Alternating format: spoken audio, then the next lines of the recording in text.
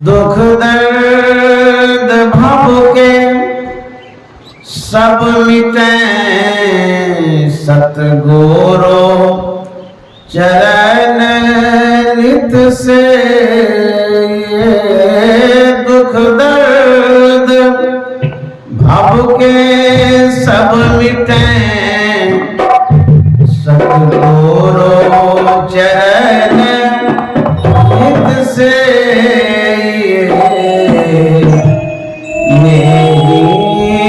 सकल संतन कहे गुरु भक्ति बिन कछु नाम। श्री सद्गुरु महाराज की जय। परमाराध्य सद्गुरु महाराज गुरुदेव महर्षि संत सेवी परमानंद जी महाराज डूबा टोला पूर्णिया के सत्संग प्रेमी महान भावों माता आदरणीय हमारे अनिल बाबा, हमारे कैलाश बाबा, सब आप सबों का बहुत बहुत धन्यवाद है जो हमारे ओम प्रकाश मंडल बाबू हैं। इनको विशेष रूप से साधुवाद है जिन्होंने मुझे आदर सहित बुलाया है, साधु महात्माओं को भी बुलाया है और अपने आवास पर बहुत अच्छी व्यवस्था के साथ सत्संग करा रहे हैं। और इनके पिताश्री हैं लत्थन मंडल बाबू। पिता का जो संस्कार होता है पुत्र पर प्रभाव डालता है। जिस तरह के पिता होते हैं पुत्र में कुछ न कुछ अंश आता है। अपवाद तो अलग बात है, जैसे हिरण्यकशिपु थे और उसके जो पुत्र थे प्रहलाद, दोनों में आसमान धरती का फर्क था। ये सब अपवाद में होता है, लेकिन प्रायः पिता के संस्कारों में बच्चे पलते भी हैं, ढलते भी हैं, वैसा संस्कार देखा जाता है। तो हम लोग इनके द्वारा आयोजित सत्संग में उपस्थित हैं। बहुत लोग सत्संग को समझते ही नहीं, सत्संग क्या होता है इसको समझते नहीं है। सत्संग का मतलब होता है सत का संग, सही का संग, अच्छा संग। ये तो आप समझ गए होंगे सत्संग क्या होता है। जैसे गांव में, समाज में, परिवार में बहुत तरह के लोग होते हैं। जब बच्चों को गलत संगति मिल जाती है आप कहते हैं उसके संग में मत जाओ क्योंकि तू भी खराब हो जाएगा। जो बुरी संगति है उससे अलग होकर के जब आप रहते हैं इसको सत्संग करते हैं। आप घर में भी सत्संग कर सकते हैं, भोजन बनाते हुए भी सत्संग कर सकते हैं, कुदाल चलाते हुए भी सत्संग कर सकते हैं, गाछ पर बैठ करके भी सत्संग कर सकते हैं, घर के छत पर भी बैठ के सत्संग करेंगे। ये बड़ा विचित्र बात है, कैसा सत्संग है, कहीं भी कर सकते हैं। हमारे गुरु महाराज ने कहा जहां रो सत्संग करो। अब जहां रो का मतलब क्या है? जहां आप हैं, पानी में है तो वहां भी सत्संग होगा, पठार में है तो वहां भी सत्संग होगा, बस में जा रहे तो वहां भी सत्संग हो सकता है। जहां रो वहीं सत्संग करो। कहेंगे कैसा सत्संग है, कैसे करेंगे सत्संग? आप यदि बस में बैठे वहां सत्संग कैसे करेंगे? आप एगो किताब रख लीजिए, चाहे शांति संदेश हो या गुरु महाराज का कोई भी किताब हो, उसको आप पढ़िए। पढ़िएगा तो वहां सत्संग हो जाएगा। अथवा आप दो व्यक्ति हैं साथ साथ चल रहे हैं, कुछ भगवत चर्चा करिए, सत्संग की चर्चा करिए, कुछ बातचीत करिए संत महात्मा की, तो वो भी सत्संग है। भोजन बनाते बनाते भी आप सत्संग कर सकते हैं, अर्थात गुरु महाराज की चर्चा, संतवाणी की चर्चा, अच्छी चर्चा जहां आप करते हैं वहां सत्संग होता है। इसीलिए सत्संग के लिए ये नहीं समझे कि माहौल बनाएंगे, समूह में बैठेंगे तभी सत्संग होगा। यह भी एक रूप है सत्संग का। अभी जो बैठे हैं विशेष रूप है ये। उसके बाद आप अपने मन को संतवाणी में जोड़ करके रखिए, इसको सत्संग कहते हैं। कबीर साहब ने कहा है, करो सत्संग भरम गर कूटे, करो सत्संग भरम गर कूटे।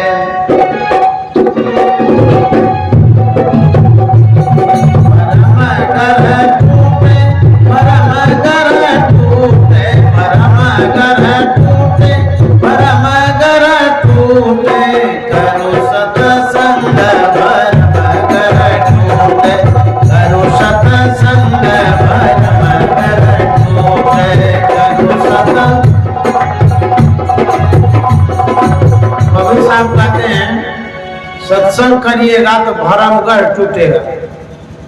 कोई कहेगा ये भरमगढ़ क्या होता है, पहली बार सुने हैं भरमगढ़। जो सत्संगी है वो तो समझते हैं, लेकिन जो सत्संगी नहीं है उसके मन में होगा ये भरमगढ़ टूटेगा। ये भरमगढ़ क्या होता है? भरम कहते हैं जो भ्रमित हो जाते हैं। जैसे कि रात में आप जा रहे थे तो कहीं रस्सी पड़ी हुई थी, अंधकार में आपको लगा कि सांप है, इसी को भ्रम कहते हैं।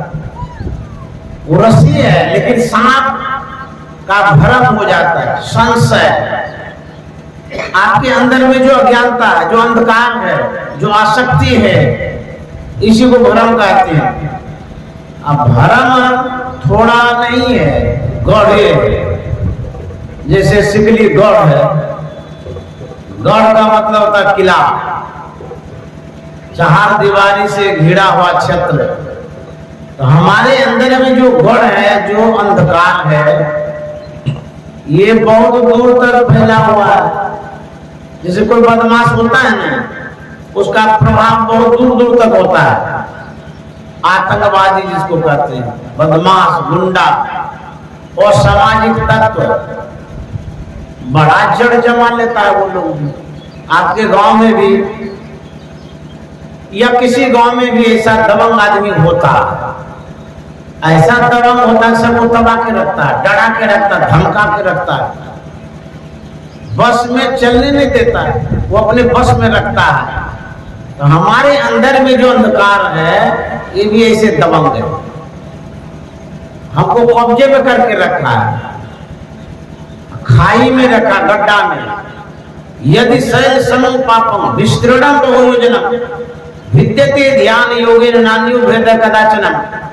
कितना दूर तक अंधकार है? कहता कई योजन तक अंधकार है। इतनी अज्ञानता है हमारे अंदर में। छूटेंगे कैसे? मुक्ति कैसे होगी? दूर कैसे होगा? जब आप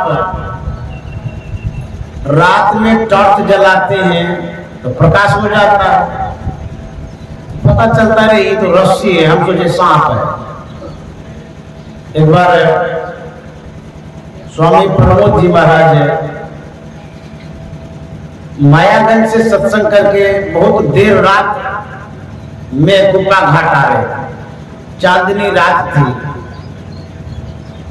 वो जब चलते हैं तो बड़ा स्पीड में चलते हैं, स्वभाव है, अच्छा करते हैं वो। तो बहुत तेजी से वो आ रहे थे। उस समय जो गेट था प्रवेश करने का, वो गौशाला होकर के थे रात्रि में, क्योंकि दिन में आगे का गेट बंद हो जाता था। तो जो पानी टंकी है गुफा घाट में, गुफा और पानी टंकी के बीच में सड़क है जो भोजनालय तरफ जाती है, वहां पर एक सांप था, विशालकाय, बड़ा मोटा तगड़ा लंबा भी था। उस सड़क के आर पार में वो लेटा हुआ था। तो वो तेजी से जो आ रहे थे, दूर से देखे, अंधकार में उनको लगा कि ये पाइप है, पानी पटाने वाला। पाई रहे थे स्पीड में, सोचे कि कोई पानी पटाया होगा, अब पाइप मोड़ा नहीं, ऐसे छोड़ दिया। ऐसे पकड़े मोड़ने के लिए, जैसे पकड़े अब जो उठाएंगे तो ऐसे फुफकारा, छोड़ करके वो भागे। बोले बाप रे बाप, तो सांप है, हम सोचे पाइप है। अंधकार में जो ये होता है इसको भ्रम कहते हैं। दुनिया का सब लोग अंधकार में पड़ा हुआ है। आपको भ्रम नहीं होता है? रोज भ्रम में हम लोग रहते हैं, अभी भी भ्रम में है। मन में सोचते होंगे खाना जो बनाया पता नहीं बढ़िया से बनाया कि नहीं बनाया। सब दिन तो नमक भूलिए जाती है, आज दिया है कि नहीं, इसको भ्रम कहते हैं। संशय, भूल, इस तरह से जो होता है इसको कहते हैं अज्ञानता। जब तक सत्संग नहीं करेंगे तब तक ज्ञान नहीं होगा। अब अंधकार से दूर नहीं हो सकते हैं। हम लोग योग के विषय में सुन रहे थे पाठ में। योग का मतलब होता है जोड़ना। जो पढ़े लिखे लोग हैं उनको पता है हिसाब किताब में जोड़ होता है, जोड़ घटा गुना भाग, इस तरह से। हमारी जो वृत्तियां हैं, हमारा जो मन है, हमारा जो ख्याल है, वह बिखरा हुआ है, फैला हुआ है। जिसे मान लीजिए आप हिसाब कर रहे हैं गणित का, तो ढेरी तरह का हिसाब होता है।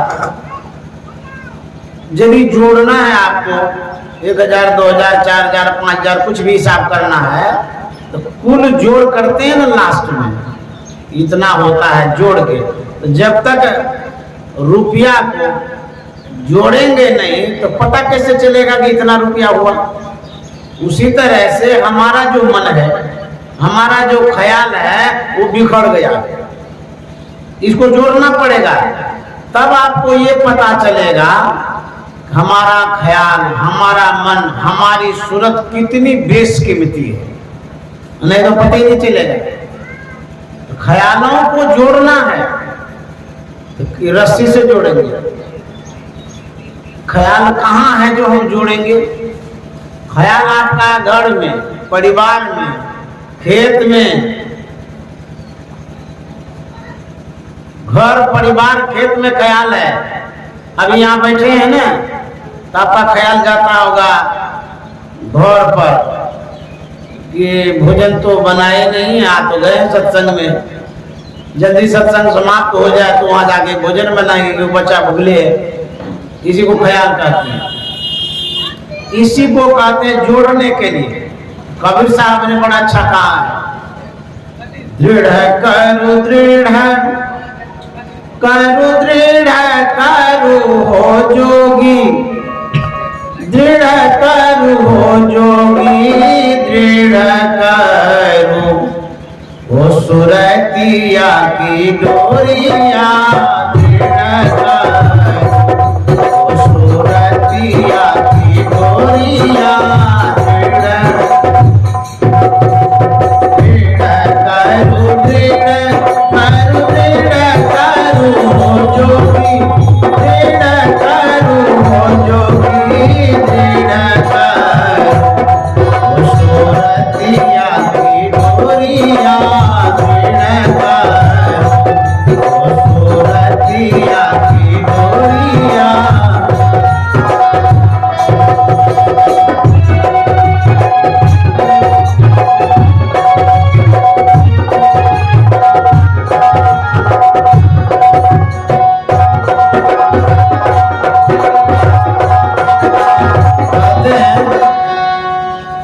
मजबूत कर लीजिए।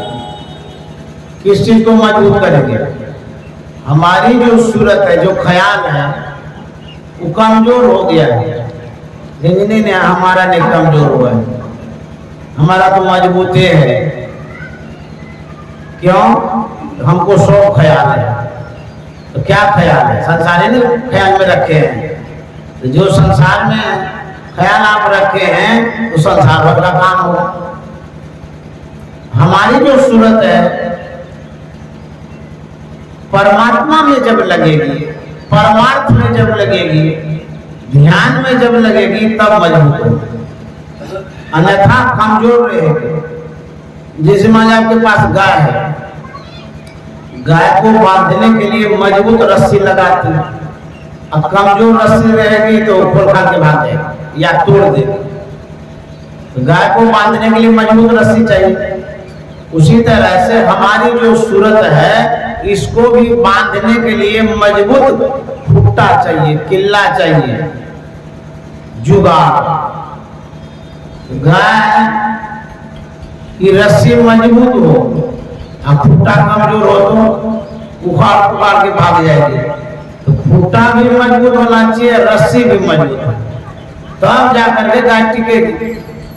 उसी तरह से हमारा जो मन है, हमारी सूरत मजबूत हो। अब खूंटा क्या है, कहते हैं हम लोग जो ध्यान करते हैं, बिंदु ध्यान जब करते हैं वही खूंटा।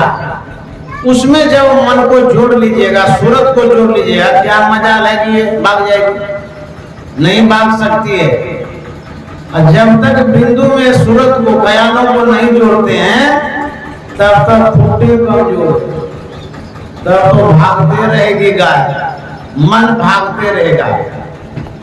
दृढ़ करो दृढ़ करो दृढ़ करो हो जोगी, दृढ़ करो हो जोगी, दृढ़ करो हो सुरतिया की गोरिया, दृढ़ करो हो सुरतिया की गोरिया।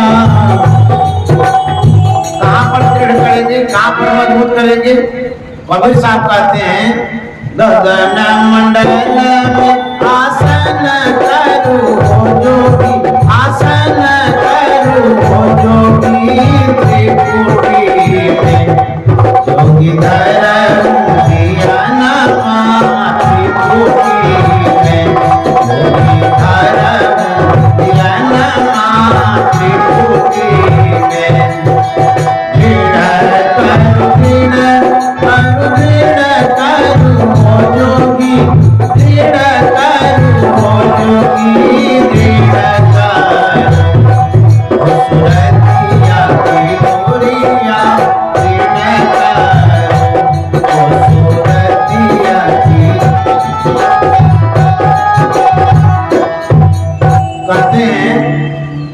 गगन मंडल में आसन करो हो जो, गगन मन आकाश। हम लोग खाली बाह्य आकाश को जानते, बाहर में जो आकाश है इसी को जानते हैं, लेकिन ढेर आकाश है उसका पता ही नहीं। लख लख आकाश है, लख लख पता, एक लाख आकाश है, एक आकाश का तो था पता नहीं। आजकल के जो वैज्ञानिक हैं इस आकाश का ओर छोर पता लगा पाए हैं? नहीं लगा पाए। असंत महात्मा का था जो लाख लाख आकाश है उसका ताप पता कैसे लगेगा? तो अंतर में जो आकाश है, भीतर में, इसको गगन माने आकाश कहते हैं, अंतर आकाश इसका नाम है। तो अंतर में जो आकाश, आकाश में ना स्पेस, जगह, खाली स्थान, उसी को आकाश कहते हैं। उस स्पेस में, जगह में, खाली स्थान में आपकी जो सूरत है उसी को जोड़ना है, समेटना है। यही सबसे बड़ा काम है, पवित्र काम है। यही योगी लोग करते रहते हैं। योग बहुत लोग करते हैं, योग करने वाले को योगी कहते हैं।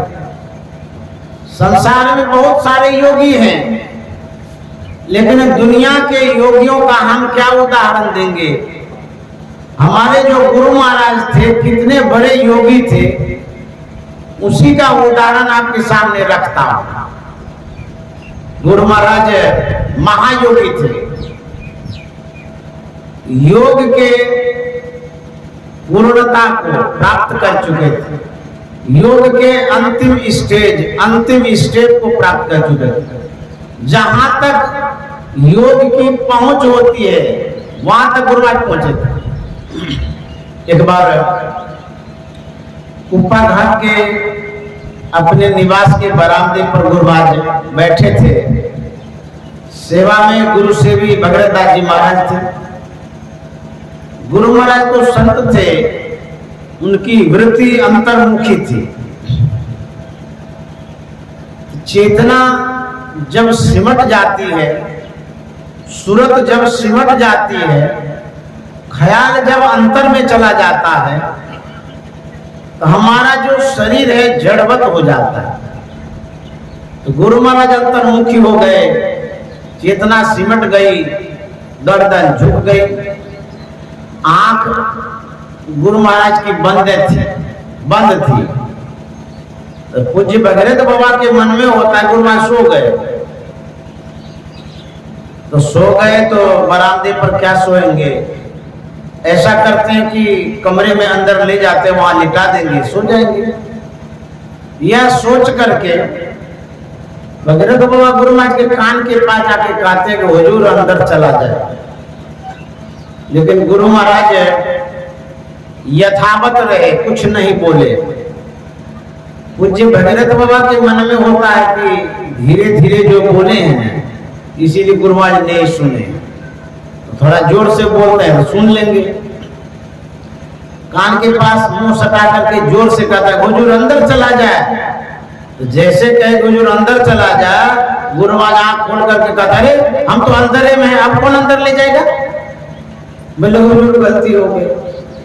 संतन की गति कोई दादू जाने न कोई, सुन्नी सुन्न सुन्न के पारा, अगुन सगुन नहीं दोई। सुन्नी मतलब आकाश, खाली जगह को कहते हैं सुन्न। सुन्नी सुन्न सुन्न के पारा, ये तीन सुन्ने। तो तीन सुन जो है, ये तीन जगह का शून्य है। प्रारंभिक शून्य, जब आप ध्यान करते हैं शून्य में ही ध्यान करते हैं, उसके बाद भंवर गुफा में घुसते हैं, उसके बाद भी और शून्य मिलता है, वहां तक की गति संत की होती है। कहते हैं ऐसे संत होते हैं। तो कबीर साहब कहते हैं गगन मंडल में अंतर में अपनी सूरत को लगाइए। तो जब अंतर में सूरत को लगाएंगे, ख्याल को लगाएंगे, तब हमारा मन मजबूत होगा, जोड़ा जाएगा। अन्यथा मन कमजोर होगा। तो कमजोर मन जब होगा तो गाय क्या करेगी, किला खूटा घींचते हुए भागती रहेगी, खूटा भी पीछे पीछे जाते रहेगा। कोई गाय को देखिएगा खूटा भी पीछे में जा रहा, रस्सी में बांध दिए। उसी तरह से यदि मन कमजोर होगा, ये शरीर रूपी खूटा को ले लेके भागते रहेगा। कि मन ऐसा पूरे बॉडी को लेके जाएगा, शरीर को लेके चला जाएगा। ये मन यदि कमजोर रहेगा, इस शरीर को घींचते रहेगा, कहां ले जाएगा?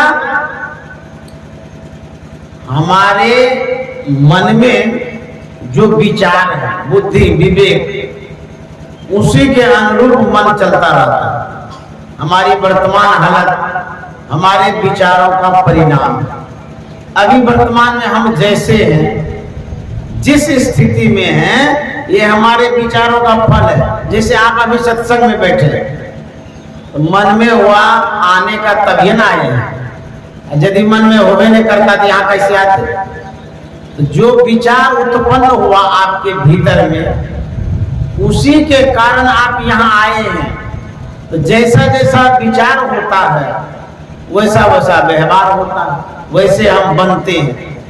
तो विचारों को सुदृढ़ करने के लिए प्रथम सत्संग की आवश्यकता है। सबसे पहले सत्संग ही करना होगा। भरा सत्संग का दरिया, नहा लो जिसका दिल चाहे, घर के भाग बात चुरा लो जिसका दिल चाहे, घर के भाग बात चुरा लो जिसका दिल चाहे।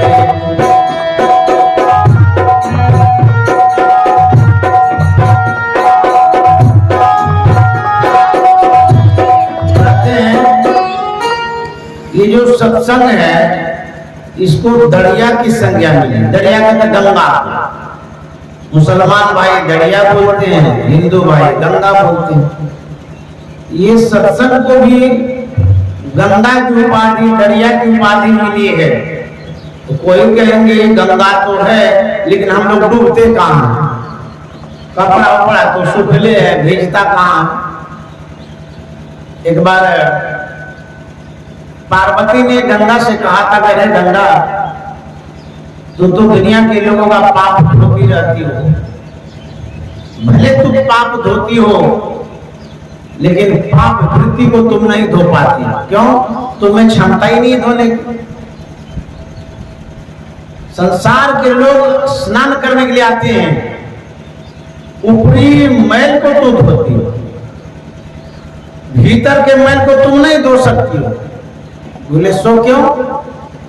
जब आप गंगा में नहाने जाते हैं तो नाक बंद करते हैं, मुंह भी बंद कर लेते हैं, और यदि नहीं बंद करेंगे तो अब पानी जैसे भीतर गया राम नाम सत्य हो जाएगा। जरा सोचिए, जब गंगा के पानी को नाक से भीतर जाने नहीं देते हैं, मुंह से भीतर जाने नहीं देते हैं, तो वो जब भीतर ही नहीं जाती है तो भीतरी मैल को गंगा कैसे धो सकती है? और यदि जाने देंगे तो मरिए जाएंगे। बड़ी दिक्कतें हैं, बड़ी कठिनाई है। भीतर यदि जाने दिए आप भी भीतर चले जाएंगे, भीतरे चले जाइएगा। यदि गंगा का पानी गया भीतर तो गंगा भीतर जाती नहीं, तो भीतर में जो गंदगी है मैल मन में, तो कैसे शुद्ध हो सकता है? उसको पवित्र करने के लिए आपको भीतर घुसना होगा।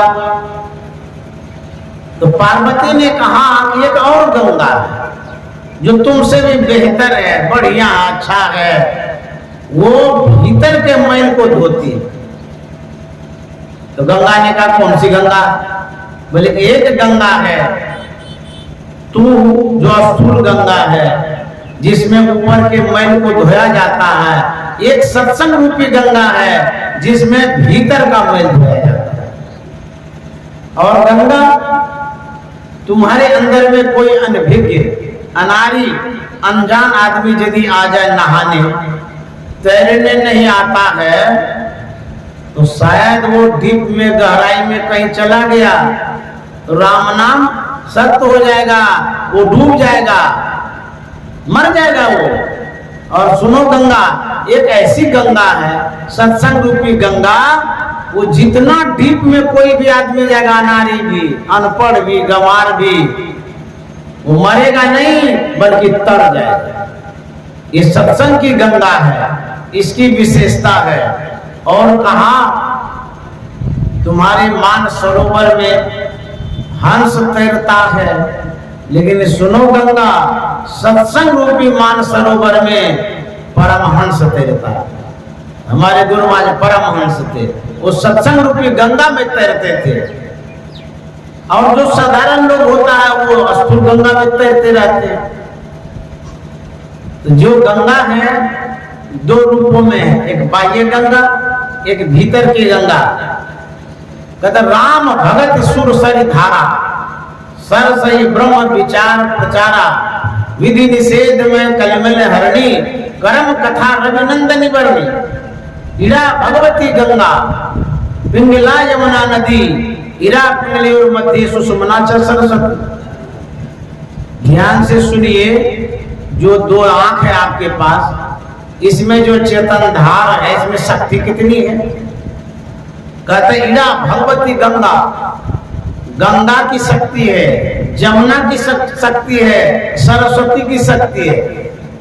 आप बाह्य गंगा में स्नान करने जाते हैं, आंख बंद करके गुरु युक्ति के द्वारा यदि आप ध्यान करिएगा, ध्यान करने से जो चेतन धाराएं हैं यदि मिलेगी, ये जो स्थूल गंगा है इसमें लौकिक संसाधन देने की क्षमता है, लेकिन आंख में जो गंगा है, इस त्रिवेणी में यदि आप स्नान करते हैं, पारलौकिक संसाधन देने की क्षमता है। ये जो शरीर में गंगा है, इसमें बहुत बड़ी क्षमता है, ध्यान करिएगा तब पता चलेगा। त्रिवेणी संगमो यत्र, यत्र माने यहाँ, कहाँ? शरीर में, आज्ञा चक्र में। त्रिवेणी संगमो यत्र तीर्थ राजा समुच्यते तत्र स्नानम प्रकुर्वित सर्व पापे प्रमुच्यते। शरीर रूपी त्रिवेणी में यदि डुबकी लगाएंगे, स्नान करेंगे, सभी पापों से मुक्ति मिल जाएगी। तो सबसे श्रेष्ठ गंगा हमारे शरीर में, हम बाहर में जाते हैं गंगा स्नान करने, वहां भी जाना चाहिए, वो भी गंगा प्रणम्य है, आदरणीय है, सम्माननीय है। लेकिन खाली उसी गंगा में डुबकी लगाते रहेंगे तो जो शरीर का मैल है वो तो दूर होगा, लेकिन मन का मैल दूर नहीं होगा। जो मन में मैल है उसको धोने के लिए आपको सत्संग की आवश्यकता है। भरा सत्संग का दरिया, नहा लो जिसका दिल जाए, के दाग पातक का पूरा लो जिसका दिल जाए, जिगर के पूरा लो जिसका दिल जाए। भरा सत्संग का दरिया,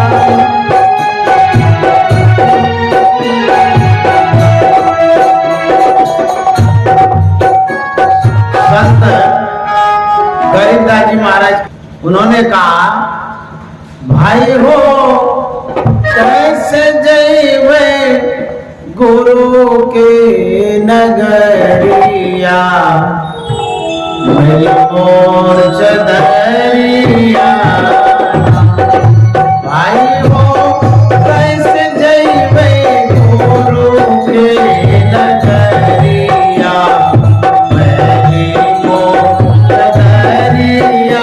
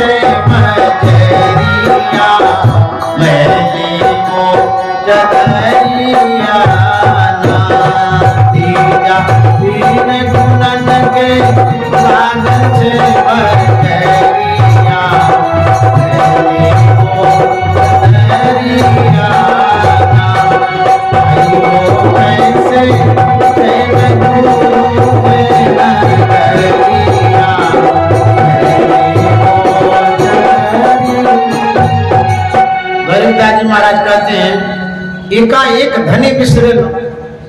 मैली चादर जो हो गई है, क्यों हो गई है? हम लोग सिर्फ संसार में ही लगे रहते हैं, संसार में ही दृष्टि रहती है, ख्याल रहता है, सुबह से शाम तक पेट भात में ही लगे रहते हैं।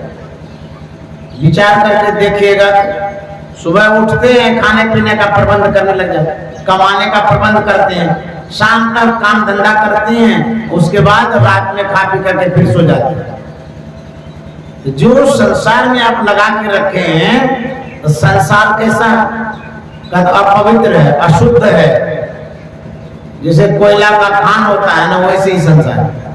तो सुबह से शाम तक ख्याल को लगा रखेंगे अपवित्र चीज में, तो हमारी दृष्टि तो अशुद्ध होगी, हमारा मन खराब होगा, दूषित होगा। कहते एकाएक धनी बिसरे, परमात्मा को भूल गए। शुद्ध करने के लिए अपनी दृष्टि को कहाँ ले जाना होगा?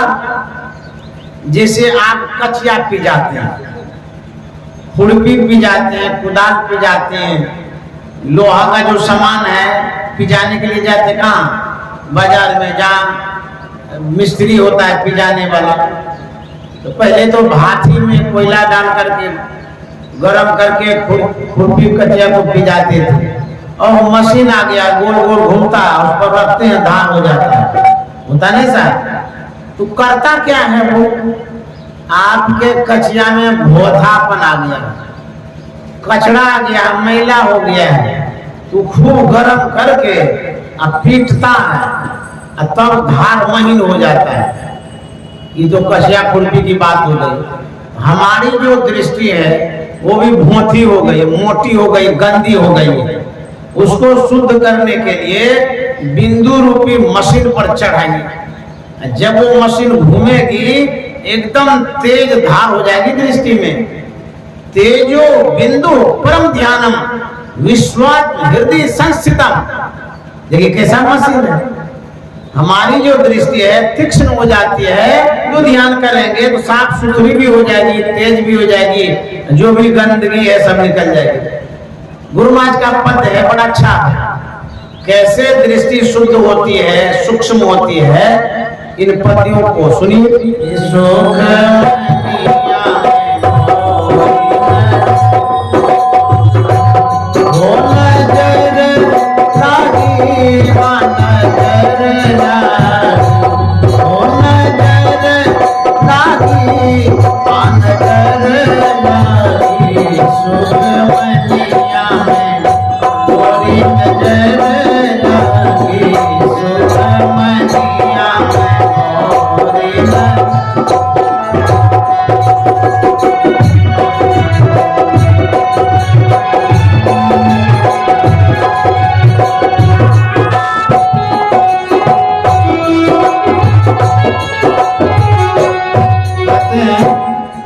सुखमनिया में मोरी नजर लागी।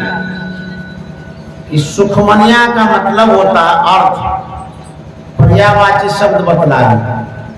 सुखमनिया का अर्थ होता आज्ञा चक्र, 10वां द्वार, तीसरा तिल, शिव नेत्र।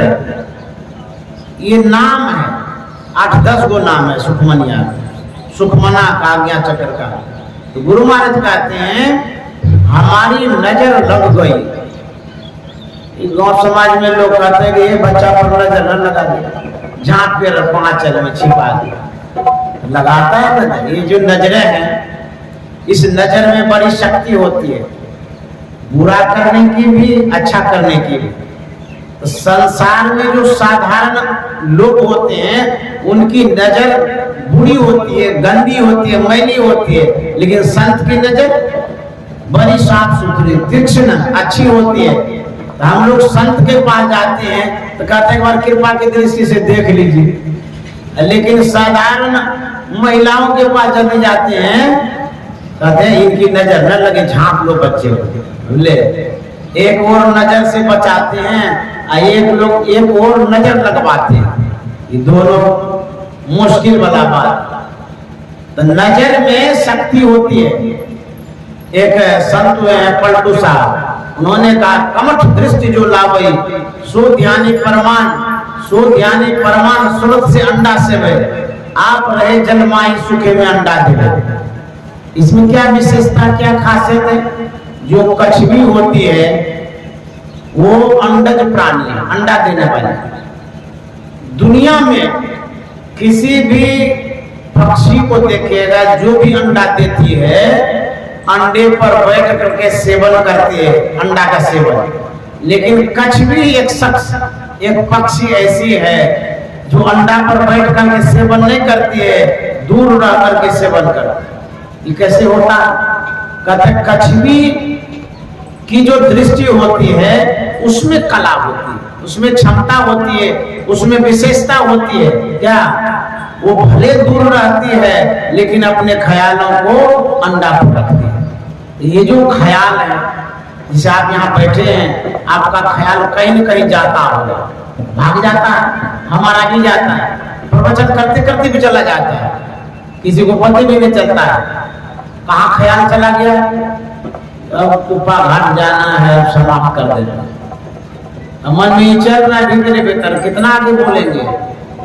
देखिए प्रवचन भी कर रहे हैं, ख्याल में और भी कुछ जा रहा है, ये होता है।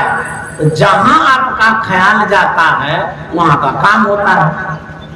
तो कछुआ जो ख्याल करती है अंडे पर, तो अंडा सड़ता नहीं है, यदि ख्याल हट जाए तो अंडे सड़ जाएगा। तो ख्याल में भी क्षमता होती है, शक्ति होती है। माँ जाती है खेत में काम करने, नन्ना मुन्ना बच्चा रहता है घर में, घास भी काट रही है, सोचती है बाबू वही घरे में अकेले, पता नहीं क्या होगा नहीं होगा, तो झट से घास घूस काट करके चली आती है घर। तो ख्याल जब रहेगा तो आपका काम खराब नहीं होगा। तो कछुआ का जो उदाहरण दिया गया है, इसीलिए उनके दृष्टि में ही क्षमता है, हमारी दृष्टि में भी क्षमता है। गुरु महाराज कहते हैं किस तरह से दृष्टि सिमटती है, एकत्रित होती है, शुद्ध होती है, तीक्ष्ण होती है, उदाहरण देके बतलाते हैं। अगल बगल कहूँ दृष्टि न डोले, अगल बगल कहूँ दृष्टि न डोले, सन्मुख बिंदु पकड़ सन्मुख बिंदु पकड़ लागी, सुख मनिया में मोरी नजर लागी, सुख मनिया में मोरी नजर लागी, नजर लागी, ओ नजर लागी, नजर लागी, सुख मनिया में मोरी नजर लागी, सुख मोरी नजर लागी, सुख मनिया